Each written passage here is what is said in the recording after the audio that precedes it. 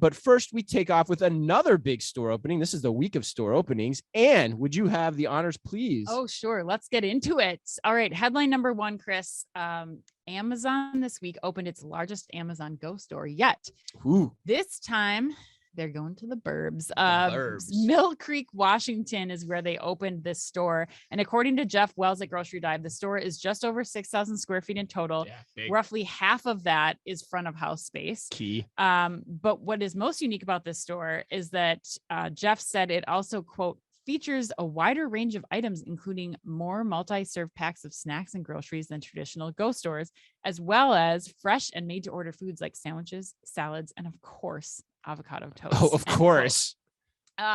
The Jeff also says the quote crown jewel of the made to order or meal counter, a first for Amazon Go, is where shoppers can order around 30 different items like sandwiches, salads, egg bowls, and wraps using your favorite digital kiosks. That's right, Ann. Chris, I got some thoughts on that one. For I know. Sure. I want to hear them. What do you think? Crown jewel.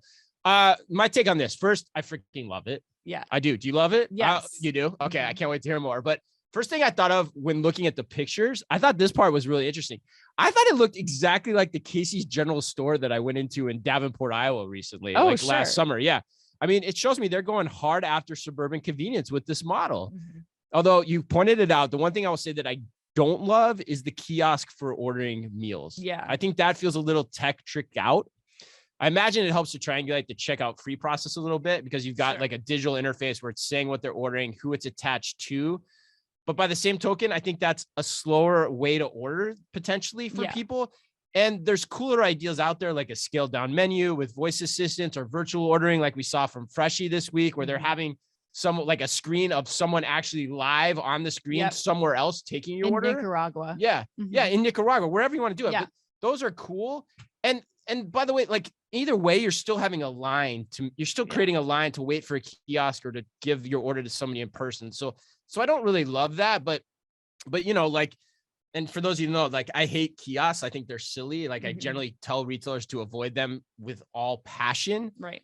But you know, that's my initial thoughts. And then I got one more thing to add, but I want to hear what you got to say first. Yeah, I agree. There's some strange things happening on a store that focuses on no lines being like the core to its being, to have lines for the kiosks, which you'll inevitably have, especially during high traffic times.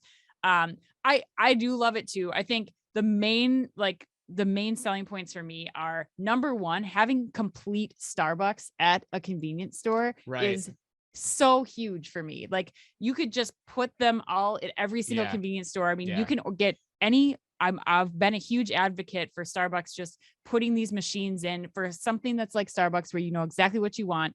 That you don't need a barista. You don't need the barista, 100%. And now that you think about like how many more places Amazon could be placing these Go stores that have also cheap and relatively healthy food, like it's $2.99 for a kid's grilled cheese meal. Like that's cheap for kid, and like hell yeah, it is. So if you think about, and a grilled cheese is a grilled cheese, let's be honest. Right. Well, yes. But even the adult meals. Do you need Gouda though? No, but they probably will put it in there. Does your kid care about Gouda? Like that's what's always so funny, like the fancy grilled cheese. But sorry, I didn't mean to throw you off. So then the third thing is for me is having returns at the same place. Yes. So 100%. What I think that like they've created the like bougie version of a convenience store that essentially can be run on its own. So you can plop one of these in any place on any exit ramp in anywhere in the country, and you start to like be able to churn these things out, eliminate things like staffing and all the dangers of operating a convenience store. Like this could be massive. Yeah, right. No, 100%. And actually I'm going to make a bold prediction here, Ann. Yeah. The thing I love about what Amazon's doing here in this space is, they have essentially everything they do is so scientific method. Mm-hmm. Like you look at how they've rolled out Go, like small formats, 1,800 square feet, roughly front of house. Now they're going bigger. They're adding a little bit each and every time. Yep. And this time the new piecemeal part of the experiment is the meal counter, right? The staff meal counter that'll make your food for you, right? Which is important to remember.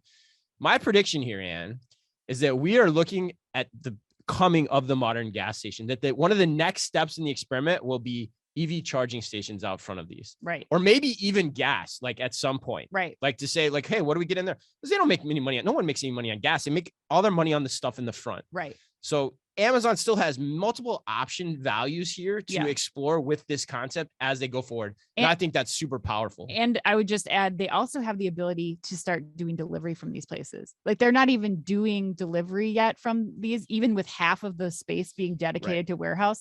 They're not providing any instant delivery right now. They're not using this as hubs, especially when you start to think about putting these in remote locations where, you know, this could be the hub for Amazon packages or other things like that. Like, so many things to go on. 100%. There's so many more experiments that could still be run.